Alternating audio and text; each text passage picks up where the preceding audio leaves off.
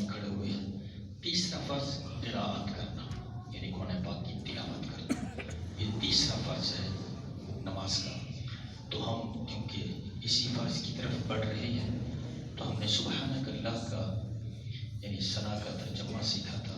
میں ایک دفعہ رپیٹ کر دیتا ہوں کیونکہ بزرگ بھی ہیں اور کچھ ہو سکتا ہے کوئی نئے بھی آج تشریف رکھتے ہو، تو سب کا رپیٹ بھی ہو جائے گا اور ہمیں یاد بھی ہو جائے گا انشاءاللہ. سبحانک اللہم، سبحانک اللہم، کیا معنی ہے اس کا؟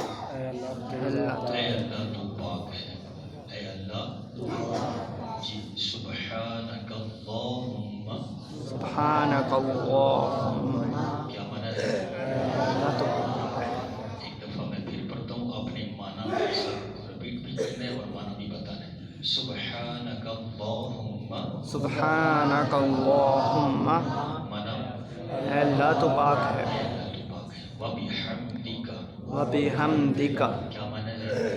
میں تیری تعریف کرتا ہوں، میں تیری تعریف کرتا ہوں. وبحمدک، وبحمدک، وبحمدک، وبحمدک، اور میں تیری تعریف کرتا ہوں. اور میں تیری تعریف کرتا ہوں. کیا معنی ہے اس کا؟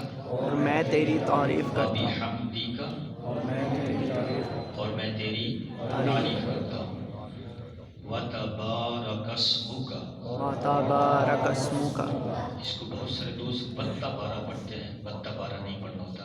وتبارک اسمک، وتبارک اسمک، کیا معنی ہے؟